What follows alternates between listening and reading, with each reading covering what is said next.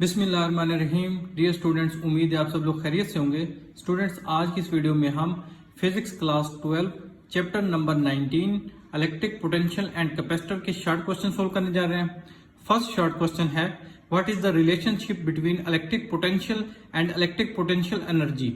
Electric potential और electric potential energy के दरमियान हमने रिलेशनशिप बतानी है।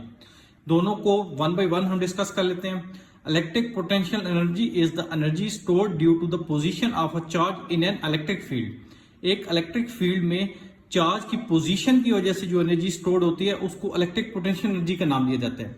इसको कैपिटल यू से प्रेजेंट किया जाता है और इसका फार्मूला होता है चार्ज इनटू वोल्टेज। इसके बरक्स electric potential difference is a measure of work done per unit charge to move a charge in an electric field keeping in electrostatic equilibrium। Electric potential difference को हम delta we से represent करते हैं और इसका formula होता है work per unit charge. अब वर्क चूंकि हमारे पास product and force and displacement होता है और फोर्स पर यूनिट चार्ज हमारे पास इलेक्ट्रिक इंटेंसिटी ई के इक्वल होता है, उस हिसाब से हमारे पास electric potential difference E into D के इक्वल आ जाता है। सेकेंड क्वेश्चन है, if you wish to store a large amount of energy in a capacitor bank, would you connect capacitors in series or parallel? Explain। अगर आप एक capacitor bank में large amount of energy store करना चाहते हैं, उसके लिए आप कैपेसिटर्स को सीरीज में कनेक्ट करेंगे या पैरेलल में, इसको हमने एक्सप्लेन करना है। Capacitors should be connected in parallel to store a large amount of energy. अब इसकी एक्सप्लेनेशन देख लेते हैं।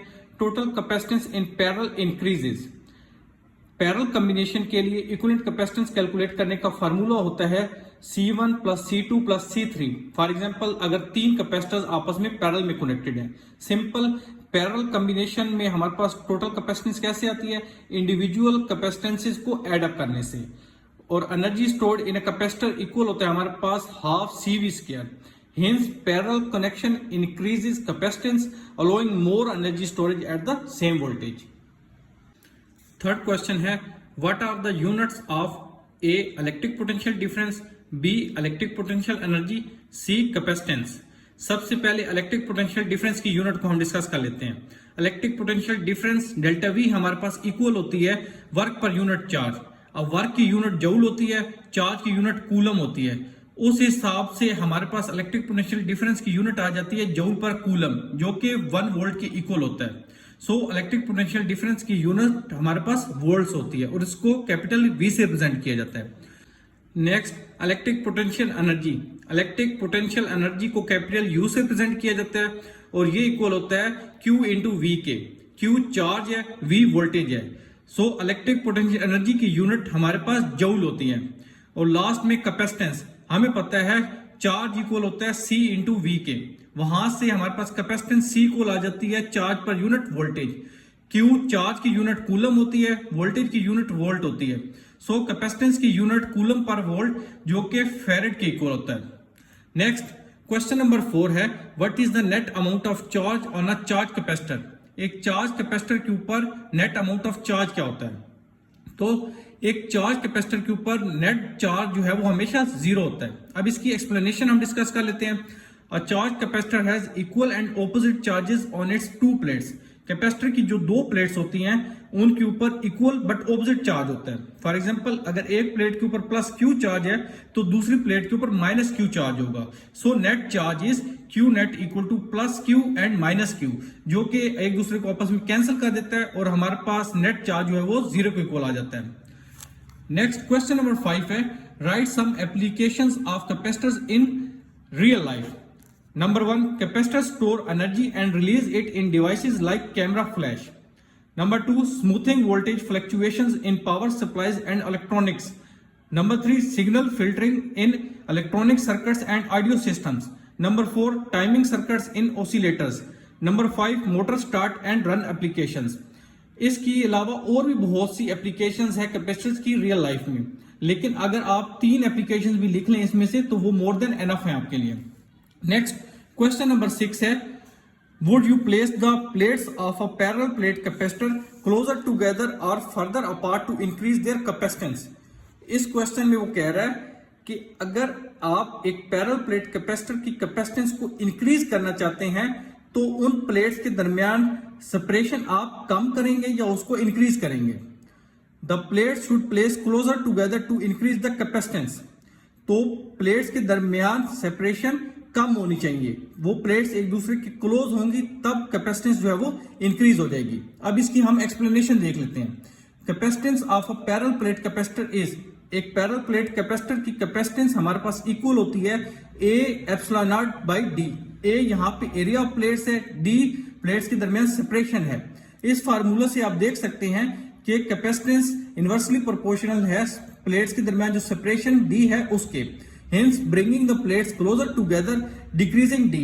लिहाजा जब प्लेट्स एक दूसरे के करीब होंगी मींस इनके दरमियान डिस्टेंस D कम होगा तो कैपेसिटेंस C जो है वो इंक्रीज कर जाएगी।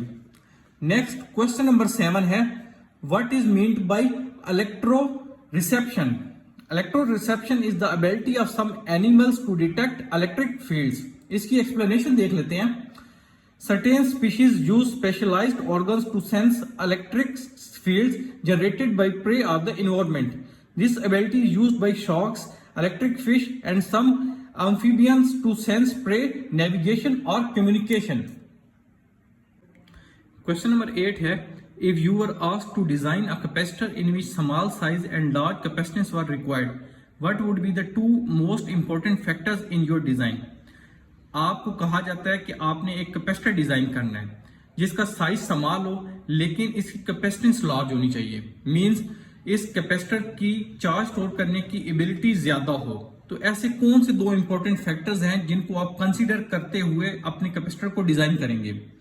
The two most important factors are small plate separation and high permittivity dielectric material.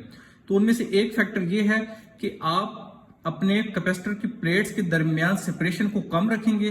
Second, आप हाई परमिटिविटी डाइलेक्ट्रिक मटेरियल को यूज करेंगे। एक्सप्लेनेशन कुछ इस तरह है, capacitance of a parallel plate capacitor is, एक पैरेलल प्लेट कैपेसिटर की capacitance C equal होती है A epsilon naught by D। To design a small size capacitor with a high capacitance, 2 points are key factor. Number 1, reducing plate separation. एक आप plate separation को reduce करेंगे means D को आप कम करेंगे। जब D को कम करेंगे तो C कैपेसिटेंस जो है वो बढ़ जाएगी क्योंकि कैपेसिटेंस और सेपरेशन D के दरमियान इनवर्स रिलेशन है। Second, using a material with high dielectric constant. Epsilon not यहाँ पे डाइलेक्ट्रिक कांस्टेंट को शो कर रहा है, तो जब आप हाई डाइलेक्ट्रिक कांस्टेंट यूज करेंगे तो कैपेसिटेंस जो है वो आपकी इंक्रीज कर जाएगी क्योंकि इन दोनों का आपस में डायरेक्ट रिलेशन है। तो इसके लिए आप सिरेमिक कैपेसिटर को अगर यूज करें तो आपकी कैपेसिटेंस जो है वो ज्यादा होगी। Now comes to the question number 9 और ये लास्ट शॉर्ट क्वेश्चन है इस एक्सरसाइज का। If a capacitor is fully charge and then left for discharging, एक कैपेसिटर जिसको फुल चार्ज करके डिस्चार्ज होने के लिए छोड़ दिया जाता है, how much charge will be left on the plate of the capacitor after time equal to 1 time constant. तो ये बताएं 1 टाइम कांस्टेंट गुजर जाने के बाद इस कैपेसिटर की प्लेट के ऊपर लेफ्ट चार्ज कितना होगा। After 1 time constant tau, the charge left is approximately 37% of the initial charge. अब ये 37% कैसे होगा इसको हम एक्सप्लेन कर लेते हैं। हमारे पास फार्मूला होता है Q equal to Q naught E power minus tau by RC। यहाँ पे टाउ टाइम कांस्टेंट है और ये कहा गया 1 टाइम कांस्टेंट की बात हो रही है, लिहाजा टाउ इस केस में 1 RC के इक्वल है। तो यहाँ टाउ की जगह आप RC पुट कर दें। अब E की पावर में जो RC नोमिनेटर और डिनोमिनेटर में है ये एक दूसरे के साथ कट जाएंगे तो हमारे पास Q इक्वल आ जाएगा Q naught E power minus 1, जिसको 1/E आप लिख सकते हैं। तो जब आप कैलकुलेटर की मदद से 1/E करेंगे तो आपके पास आंसर 0.37 आ जाएगा। यहां से आप देख सकते हैं Q हमारे पास इक्वल आ गया Q नॉट इंटू 0.37। अगर आप परसेंटेज में निकालें तो ये आपके पास 37% आ जाएगा। This means about 63% of the charge has dissipated after 1 time constant and 37% left on the plate of the capacitor. तो स्टूडेंट्स यहाँ पे हमारे शॉर्ट क्वेश्चन कंप्लीट हो जाते हैं। अगर आपको कोई क्वेश्चन हो तो कमेंट सेक्शन में जरूर बताएं। हमारी वीडियो पसंद आए तो वीडियो को लाइक शेयर कर दें, चैनल पे नए तो चैनल को सब्सक्राइब कर दें। अपना बहुत ख्याल रखिएगा, मिलते हैं नेक्स्ट वीडियो में, तब तक के लिए अल्लाह हाफिज।